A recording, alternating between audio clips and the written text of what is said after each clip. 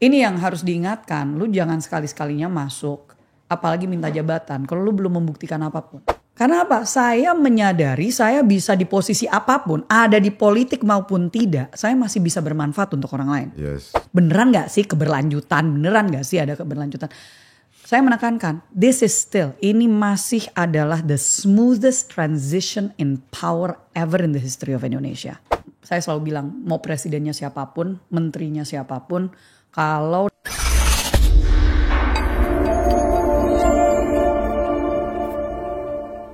Sahabat muda Indonesia, hari ini kita kedatangan tamu istimewa dan saya merasa terhormat bisa menjadi kawan diskusi dari anak muda yang progresif, punya visi yang luar biasa, cara berpikir yang smart. Dia adalah salah satu ketua umum organisasi kemasyarakatan pemuda, Mbak Rahayu Saraswati. Selamat datang Mbak, terima kasih telah berkenan hadir di podcast kami. Terima kasih sudah mengundang. Kawan-kawan sekalian, sahabat muda Indonesia, kita akan banyak membahas soal siapa sosok Mbak Saraswati atau Rahayu Saraswati. Kalau di TV-TV nasional, beliau dikenal juru bicara salah satu paslon. Waktu itu Prabowo Subianto dan Gibran Raka Buming Raka. Alhamdulillah hari ini beliau pemenang. Alhamdulillah. Mbak Saras, sebelum kita bahas yang agak-agak berat, kita mau tahu dulu nih, siapa sih Mbak Saras ini? Seberat apa nih Bang? Siapa saya? Aduh, mungkin yang jadi perannya sekarang kali ya, karena banyak topi bisa dikatakan, banyak peran, banyak topi. Yang pertama tentunya saya seorang istri dan juga ibu dari 3 anak. Saya juga sekarang menjabat sebagai wakil ketua umum DPP Partai Gerindra, ketua umum Tidar tadi yang disebut ya, Tunas Indonesia Raya, yaitu adalah sayap partai kepemudaannya Partai Gerindra. Tapi selain dari itu saya juga presidium dari Kaukus Perempuan Politik Indonesia, bagian dari Dewan Pakar dari Kaukus Perempuan Parlemen Republik Indonesia. Jadi ada yang parlemen, ada yang non parlemen. Dan juga sekarang di dunia usaha saya sebagai CEO atau direktur utama dari PT Bima Sakti Bahari yang memang bergerak di aquaculture. Khususnya sebenarnya di mutiara ya, pembudidayaan mutiara. Dan juga sekarang lebih seringnya jadi advisor di beberapa startup. Jujur kalau 3 tahun yang lalu mungkin gak kepikiran bakal jadi advisor gitu kan, karena full di politik gitu sebelumnya.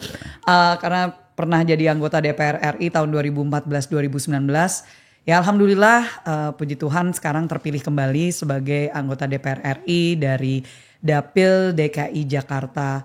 Sekarang udah bukan DKI lagi ya, DKJ. DKJ betul. Ya, Jakarta 3 yaitu Jakarta Barat, Jakarta Utara, Kepulauan Seribu. Dan seterusnya. Tapi itu intinya sebenarnya lebih banyak di situ. Terakhir kalau di dunia non-profit sebenarnya banyak di anti-human trafficking, di anti perdagangan orang. Jadi saya adalah ketua dari yayasan yang saya dirikan dari tahun 2012, yaitu Yayasan Parinama Asta atau Parta. Dan juga ketua umum, baru aja terpilih kembali sebagai ketua umum Jaringan Nasional Anti TPPO. Oke. Kira-kira seperti itu Bang. Luar biasa, panjang kalau diurutkan gitu ya. Itu panjang betul, bukan hanya sebagai seorang politisi, juga menjadi aktivis perempuan dan anti perdagangan manusia. Betul gitu ya Mbak. Sekali. Masalah kita kalau ngulik satu-satu kayaknya waktu kita nggak cukup. Makanya tadi saya tanya dulu nih mau berapa lama. Kita tergantung pembawa lah. Ya, kita ke Mbak Saras yang hari ini banyak dikenal orang lah.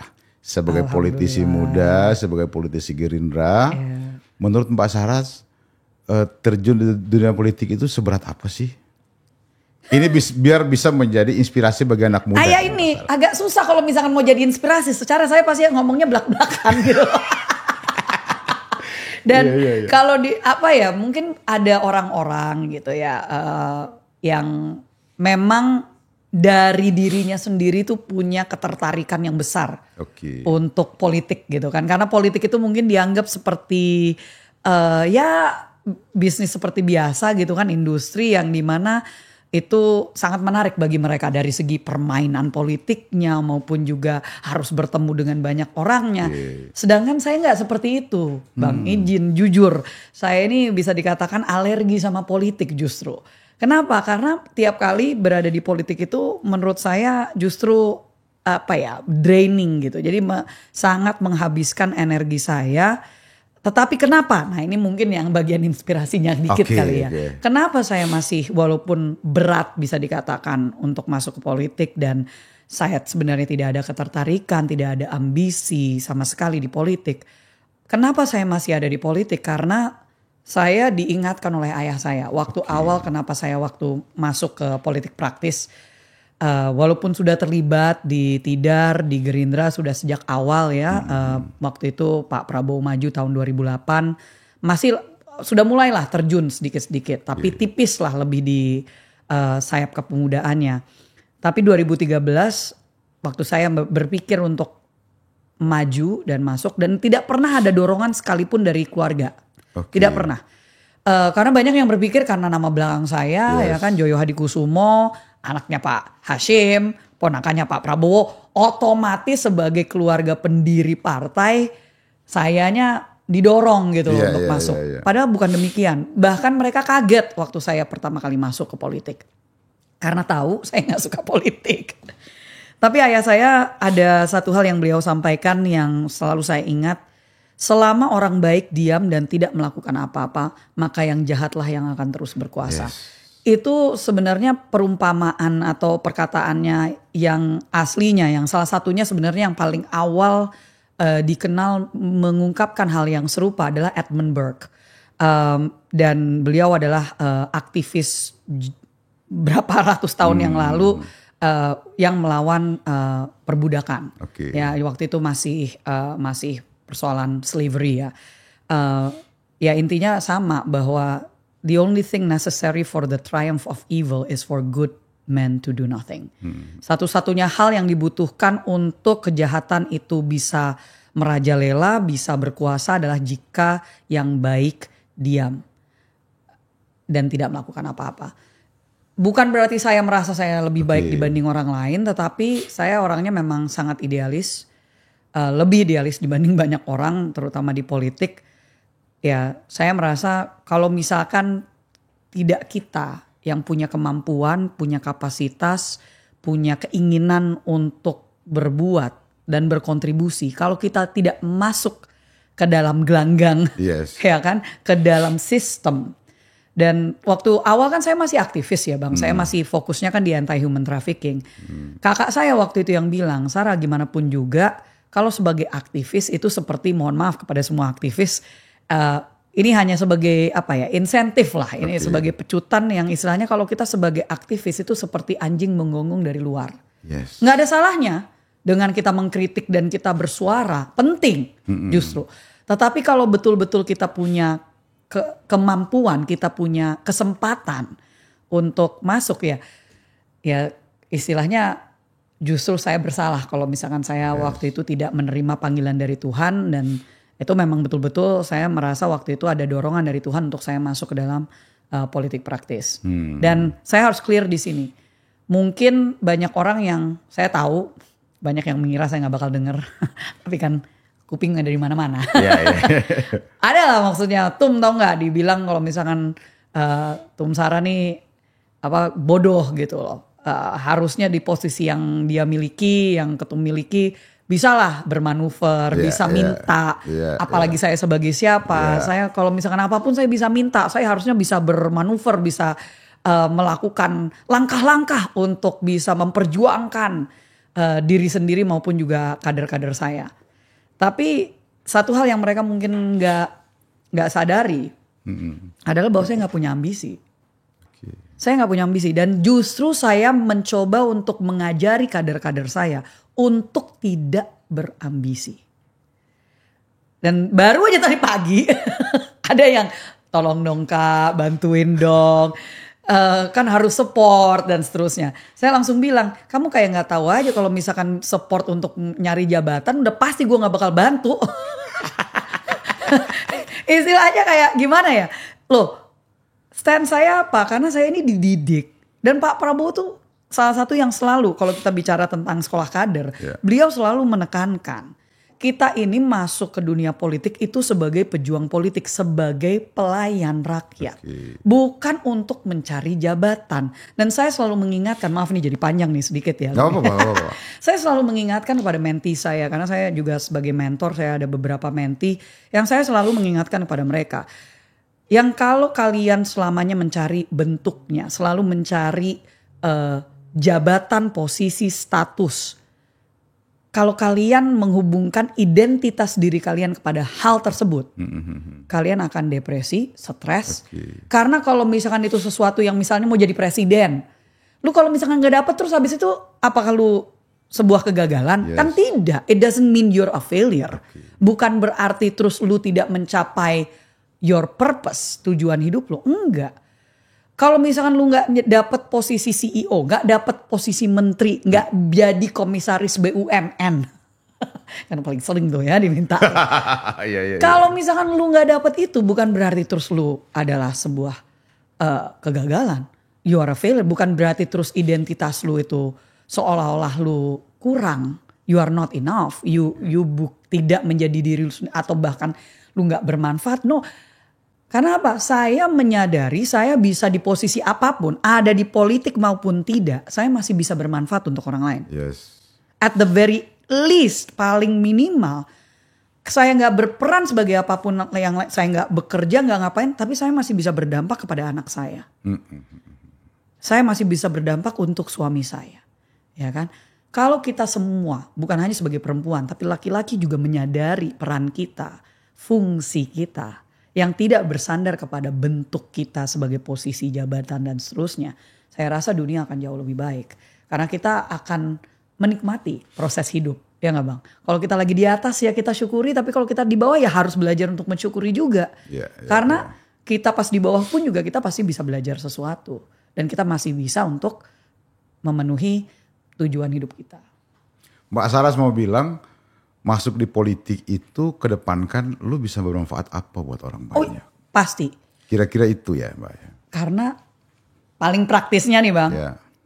Pernah nanya lah nih para menteri dan dewa-dewa ya. Kita sebut dewa-dewa.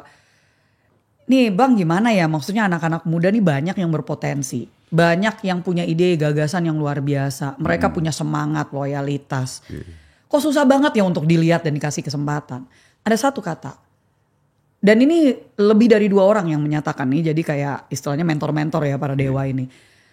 Satu hal yang saya sebenarnya melihat dan saya sepakat sama mereka. Harus berkarya. Berkarya. Kata kuncinya harus punya karya. Harus punya karya. Dengan kita berkarya, jangan cuman ngomong gitu loh. Oh ini idenya seperti inilah. Kalau dirimu gak bisa membuktikan that can be done. Lu bisa melakukan itu ya lu omong kosong. Lu omong doang gitu loh. Ide emang ide, tapi mulai dengan diri sendiri. Jadi banyak startup founders gitu ya, CEOs yang saya mentor, yang saya jadi advisor di situ.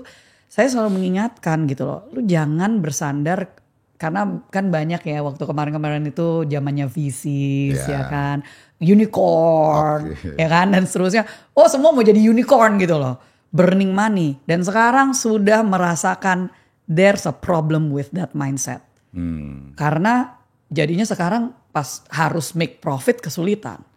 Padahal kan kalau misalkan kita saya mungkin salah satu yang aliran fundamental sih Bang kalau dalam hal bisnis gitu loh.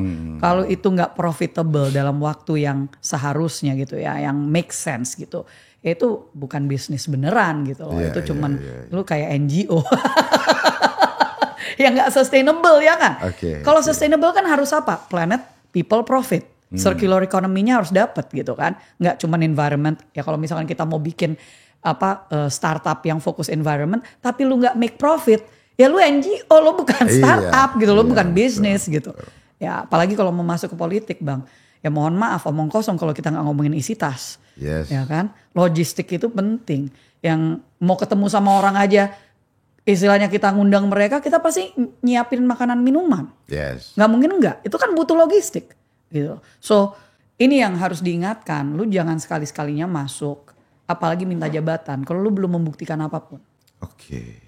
Jadi kata kuncinya anak muda Indonesia boleh punya ambisi, tetapi lu harus punya karya. Yes. Gitu ya Mbak Saras ya. Karena pasti dengan sendirinya dilirik Bang. Luar biasa, luar biasa.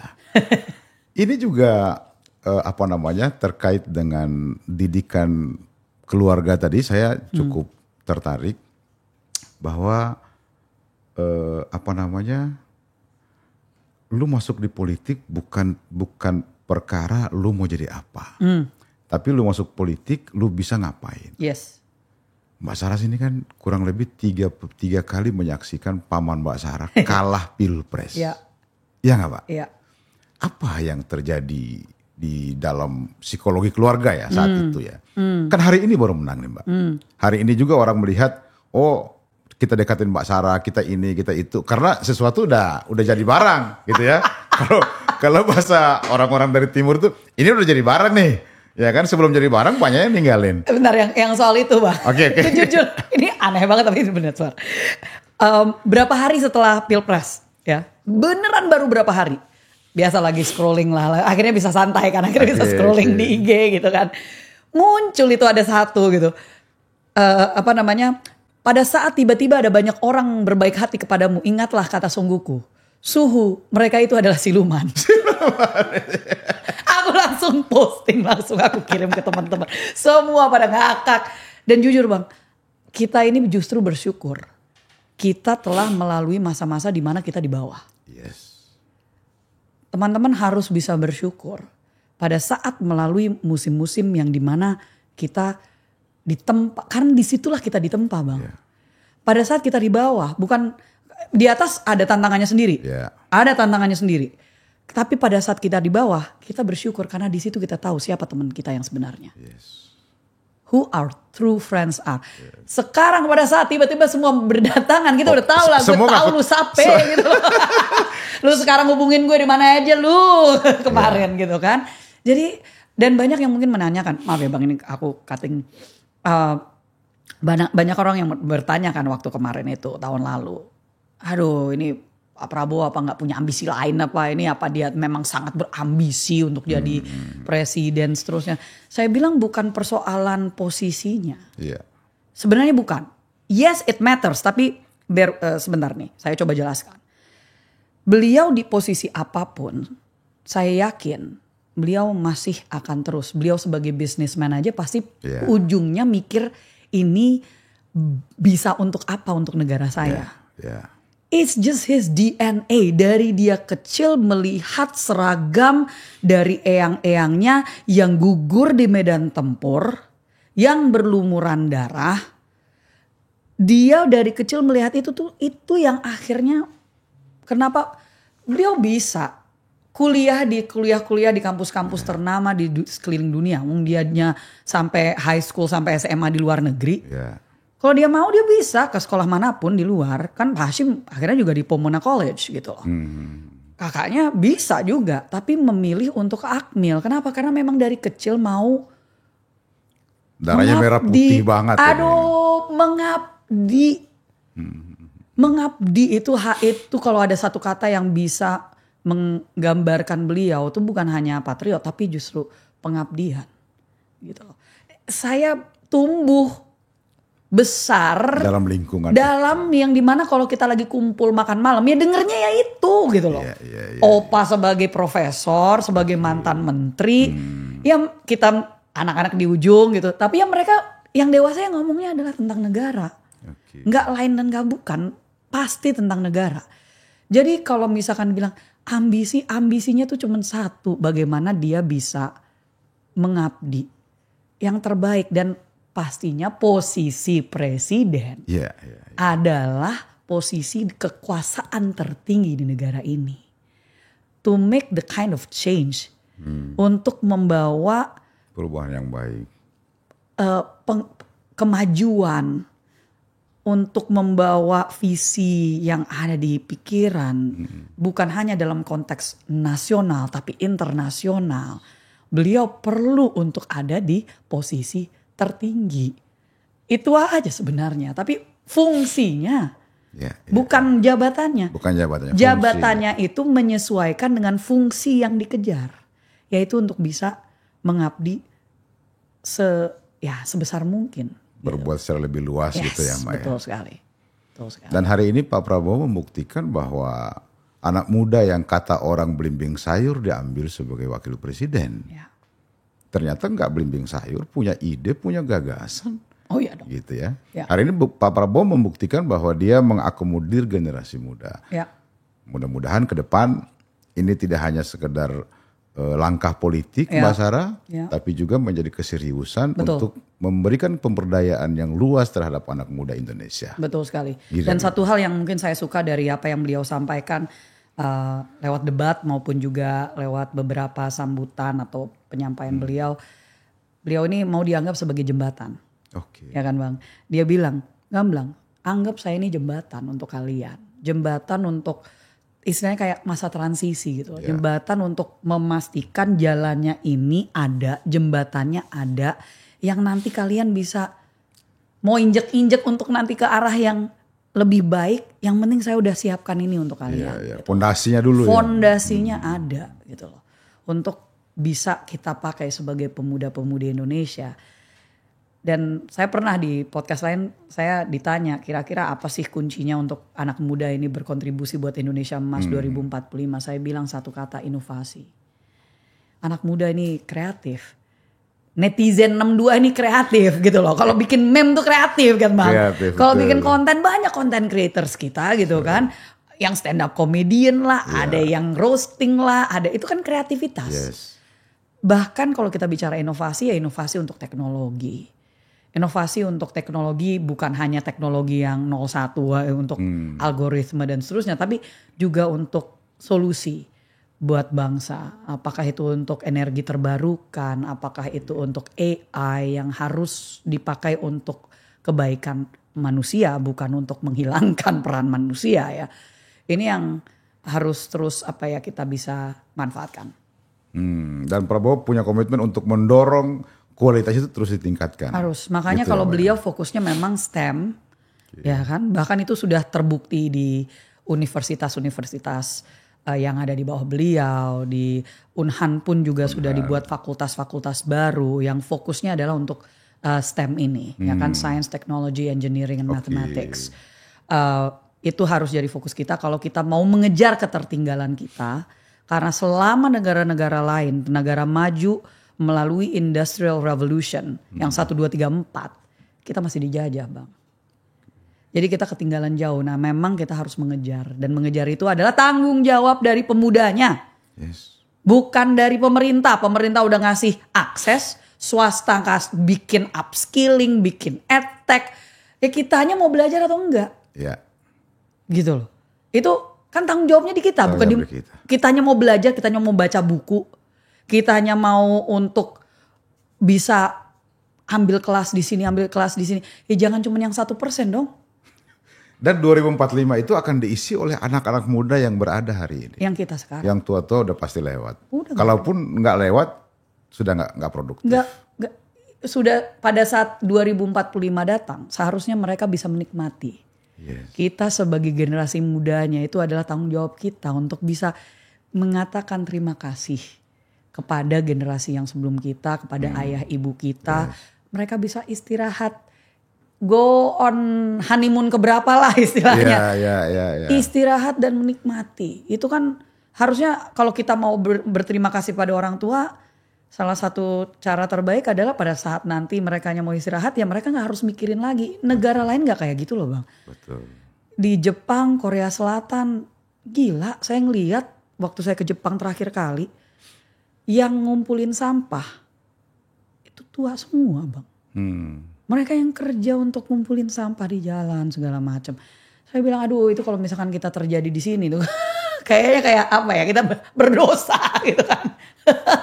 Mereka udah kerja keras demikian gitu ya. Untuk kita yang bersyukur masih punya orang tua ya kita harus bisa membuktikan lah bahwa pengorbanan mereka gak sia-sia. Iya. Oke, kita masuk sedikit di Pak Prabowo Gibran Pak. Apa sih yang visi prioritas dari beliau berdua dalam 100 hari pertama mungkin atau 1 tahun pertama? Siap. Kalau bicara tentang program prioritas itu bahkan bisa diakses dimanapun kan kemarin kita rilis yang Asta Cita gitu ya. Dan memang program prioritas itu kalau saya rangkumnya tuh ada mungkin 3 atau 4 lah yang bisa difokuskan. Yang pertama itu kan makan gizi bergizi gratis ya kan, MBG. Nah, kenapa ke situ? Karena kita harus bicara tentang SDM. Kita saat ini rata-rata IQ di Indonesia 75 Bang. 75 rata-rata IQ-nya. Mau kita ajarkan apa? Mau itu STEM yang levelnya seperti apa? Saya nggak bicara tentang level-level. Bukan berarti merekanya seolah-olah kurang ya. Tidak Bang. Tapi realitanya kalau misalkan IQ-nya itu rendah. Biasanya kesulitan untuk mencerna informasi. Bukan berarti mereka bodoh atau bego, enggak. Memang kapasitasnya segitu. Kapasitasnya yang nggak bisa disalahin gitu loh ya. Betul. Dan itu terbukti kondisi kita saat ini adalah hasil dari kondisi kesejahteraan ibu selama 100 generasi Bang. Ada datanya. Ini kemarin saya ngomong sama aktivis-aktivis perempuan soalnya. Bayangkan kondisi kita sekarang. Itu adalah hasil dari apakah ibu, nenek, kakek, terutama nenek. Kita bicara 100 generasi ibu. Bagaimana kita ini makan dan memastikan kita sehat. Itu akan berdampak kepada 100 generasi setelah kita. Jadi kalau kita bicara makan bergizi gratis itu kalau kita bicara lagi bleeding itu gimana untuk pokoknya kasih first aid dulu nih. Karena gak mungkin kita bisa bicara tentang masa depan yang lebih baik. Kalau dari paling dasarnya gizi aja gak terpenuhi. Kita mau punya pasukan 1000. Tapi 1000-nya kurus krempeng gak punya imunitas tubuh. Dikit-dikit dikasih virus langsung ngedrop. Dibanding dengan yang imunitasnya kuat. Minum susu waktu kecil. Dapat ASI. Terus merekanya... Mohon maaf nih Bang, kita lihat aja dari segi developmental kita, ya orang Indonesia dengan negara lain tuh jauh banget. Tinggi badan aja juga ada perbedaan kan. Makanya bola kita nggak pernah bisa tembus Piala Dunia itu karena tinggi badan menentukan kecepatan lari, Mbak. Mending cuman bicara tentang tinggi badan atau gitu ya Bang. Tapi mohon maaf kadang-kadang dikasih makan apa masih ndablek, gak mau kalau misalkan gak pakai makanan Indonesia. Lalu kalau misalkan keliling dunia kan gak selalu akan dapat makanan Indonesia bro. Iya. Gitu loh. Kedisiplinan dari atlet kita ini juga, atlet bukan hanya bola ya. Tapi seluruh gitu loh. Isunya kangen rumah, gak mau jauh-jauh dari rumah. Lu gimana mau dikirim ke luar negeri untuk main di... dapat pengalaman di tim bola lain gitu loh. Ini kan ya kita bicara basic banget lah Bang kalau misalkan soal. Tapi kembali lagi MBG itu program prioritas, kembali lagi kita nggak bisa nunggu 5 tahun 10 tahun dari sekarang. Oh biarlah, karena ada yang komplain kan, itu kan kayak memanjakan rakyat kita. Dengan kondisi saat ini hanya orang yang bisa nyari makan sendiri yang bisa mengatakan seperti itu. Iya. Lu mau ngomong kayak gitu sama anak kecil yang gak bisa dapat sarapan dan dia sampai ke sekolah mungkin gak makan, baru makannya malam hari. Lu mau ngomong gitu sama orang tua yang kesulitan untuk ngasih makan buat anaknya. It's the responsibility of the nation, of the state, pemerintah untuk menyediakan. Gitu kan. Itu satu. Oke, saya bisa ngomong itu sampai besok. Yang kedua adalah bicara tentang energi. Ya, jadi kan kita bicara tadi swasembada pangan. Kita bicara kedaulatan kita, itu food security, itu penting. Yang kedua adalah dari segi energi. Kan selama ini pokoknya kita sangat dikit-dikit kalau misalkan ada perang di mana kita juga berdampak ya kan, karena kaitannya kita masih import. Nah, kita punya rencana untuk bisa swasembada energi dalam 3 tahun, Bang. Dan bisa mulai ekspor di tahun keempat. Jadi kita ini bahkan bicara nggak perlu lagi import. That's the goal. Nggak langsung tahun pertama ya nggak mungkin guys gitu loh. Tapi kita berharap dan energi terbarukan itu pasti menjadi salah satu fokus.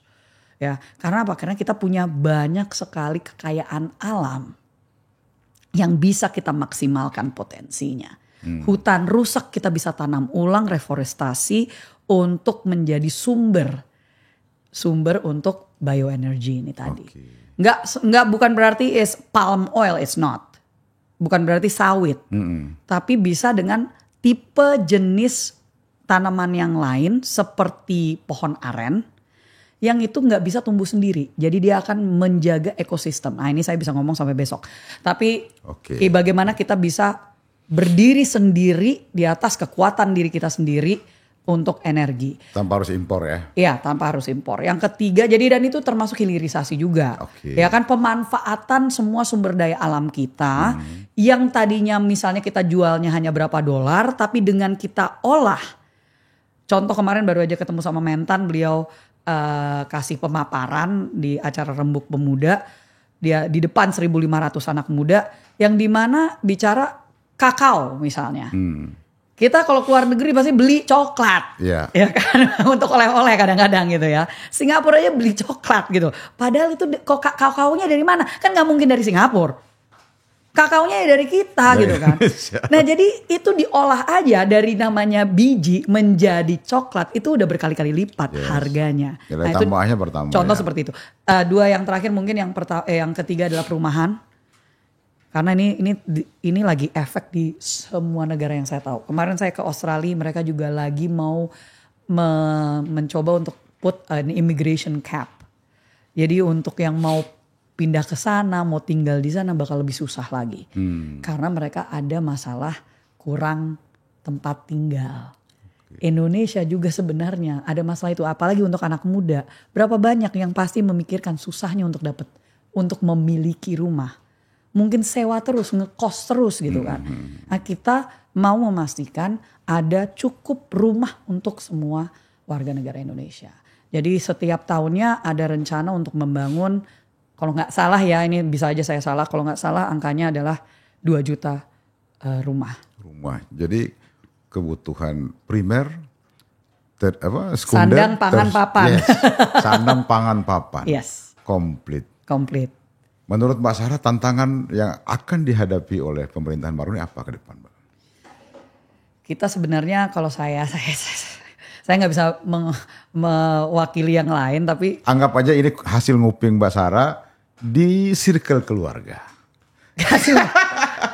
Kalau ngupingnya ya mungkin mereka lebih ke praktikalnya. Kayak praktikalnya buat mereka ya tentunya adalah bagaimana untuk ini kan makanya ada tim transisi langsung dibuat. Dan banyak yang mungkin melihat dengan segala gonjang-ganjing ya, bahwa banyak investor lain tuh pada takut gitu mau masuk Indonesia, ini beneran gak sih beneran gak sih ada keberlanjutan.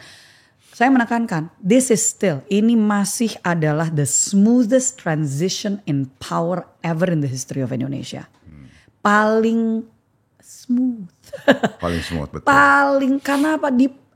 Dari presiden yang ini mempersiapkan jajarannya dan anggaran negaranya untuk presiden yang baru. Berikutnya, betul. Di yang sebelum-sebelumnya tiap kali ada change in power, berubah kebijakan. Dibuat susah, harus nunggu 2 tahun gitu kan. Jadi practicality memang bagaimanapun juga struktur dan porsi dan anggaran maupun juga kabinet ya pasti itu akan menjadi PR untuk 1-2 tahun pertama.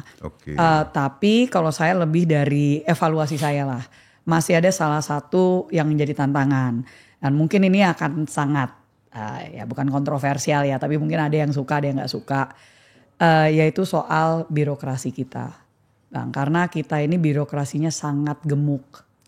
Bukan kabinetnya nih, bukan pemerintah, kita bicara birokrasi. ASN kita jumlahnya besar sekali. Ya, nggak bicara cuma soal guru, tapi mereka yang bekerja dari semua satuan kerja, dari kementerian sampai ke pemerintah daerah, sampai ke level itu kita gemuk sekali, Bang. Dan banyak dari mereka itu mohon izin yang susah sekali untuk diminta untuk bisa upskilling gitu kan. Dan kita kalau misalkan nggak punya menteri yang berani untuk dibenci sama jajarannya gitu, ya adanya dikit-dikit ya tersandera gitu loh. Karena memang sudah ada sistem of governance di dalam birokrasi-birokrasi itu sendiri. Yang kalau mereka nggak bener-bener lu hanya bisa naik, lu hanya akan dapat reward kalau lu bekerja. Yes. Gitu loh. Dan ini menurut saya memang tantangan besar sekali karena kita juga ya nggak usah nutup mata lah, semua yang saya pernah jadi IO soalnya Bang. Ya kita semua juga tahu kalau misalkan bicara tentang proyek dalam tanda kutip gitu ya, yang di tender lah, di apalah, aduh kalau nggak ada ordal gitu ya, terus nggak ada deal gitu untuk mereka dapat berapa, itu susahnya minta ampun gitu loh. Nah ini masih jadi tantangan besar kita lah Bang, dari segi efisiensi, efektivitas. Saya selalu bilang mau presidennya siapapun, menterinya siapapun, kalau dari segi ASN kita, PNS kita, dari mereka yang harusnya civil servants, pelayan sipil gitu ya, pelayan publik, mereka tidak punya visi yang sama, mereka bisa mempersulit. Yeah. Secara visinya di sini, tapi kan eksekutornya di bawah. Di bawah. Kita semua tahu kalau misalnya gini harus ngomongin sama eselon berapa dulu. Ya kalau eselon dari 1, 2, 3-nya nggak ngikut, itu bisa. Berarti memang harus ada perubahan yang sifatnya radikal ya Mbak? Radikal Bang. Oke. Setuju, radikal. Satu lagi Pak. Siap. Pak Prabowo ini kan memang orang yang susah ditebak. Susah ditebak dalam artian begini Mbak. Siap. Beliau dijepit kiri kanan saat pilpres. Begitu selesai pilpres, beliau dinyatakan pemenang. Semua yang jepit orang pertama yang diundang untuk merapat. Ini akan menjadi tantangan ke depan atau malah energi baru ya Mbak? Bang, mungkin buat orang yang tidak terbiasa dengan mindset seperti itu, ya itu bisa jadi unpredictable. Ya. Ya kan. Tapi buat kita yang sebenarnya sudah kenal terbiasa, beliau, ya kadang memang bikin frustrasi sih Bang. Maksudnya bukan, kita tahu kalau istilahnya kayak kadang-kadang kan istilahnya aduh sebesar seluas apakah hatimu gitu kan. Kita kadang-kadang ya bisa lah kita sebagai manusia gitu ya, kita frustrasi gitu ya, kita mikirnya nggak usah lah kasih gitu kan. Bukan berarti beliau paling enggak kasih pelajaran dulu, jangan langsung juga gitu. Kira-kira gitu. Iya, enggak, beliau ini terlalu baik kadang Bang. Terlalu baik. Memang bukan berarti itu hal yang buruk. Hanya memang kita harus belajar untuk mengikuti ininya beliau lah, step langkah-langkah beliau gitu. Bahwa yang beliau karena fokusnya cuma satu. Itu baik untuk negara atau tidak. Yes. Selama itu baik untuk negara, beliau injek ego sendiri gitu loh. Yeah. Dan kita harus siap untuk menginjek ego kita juga. Ya mungkin bukan berarti terus tiba-tiba kita berteman juga gitu kan. Tapi ya kita harus menganggap sadar bahwa mereka tetap saudara kita. Yeah. Dan kita harus kalau misalkan ya beliau selalu ya, bahkan waktu kalau misalkan lagi family dinner gitu ya, makan malam keluarga, selalu menekankan 1000 kawan terlalu sedikit, 1 lawan terlalu banyak. Luar biasa Mas Sarah. Terima kasih. Dan beliau selalu buktikan apa yang beliau bilang. Belakangan ini beliau selalu di pidato-pidatonya saya selalu ikuti bahwa maju atau mundur negara ini tergantung pada persatuan kita. Hari ini beliau buktikan musuh dia rangkul semua, tidak ada yang musuh buat dia. Hanya kompetitor biasa aja mungkin menurut beliau. Terakhir Mas Sarah, sebelum kita tutup, kasih janganlah buat anak muda Indonesia sebagai closing statement. Ini mikir-mikir dulu nih.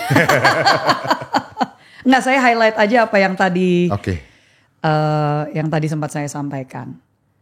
Anak muda harus fokus berkarya. Harus bisa berkarya. Jangan fokus kepada tujuan yang sifatnya bentuk. Yes. Jabatan, posisi, status. Karena apa? Selama kita membuktikan dari karya kita membuktikan dari kontribusi kita, dengan sendirinya bentuk itu akan datang. Yes. Dengan sendirinya, hanya memang kita harus belajar sabar. Ya. Anak muda ini sebenarnya tantangan cuma satu Bang. Kurang sabar. Maunya pokoknya ini kan gue udah kerja keras, gue udah membuktikan.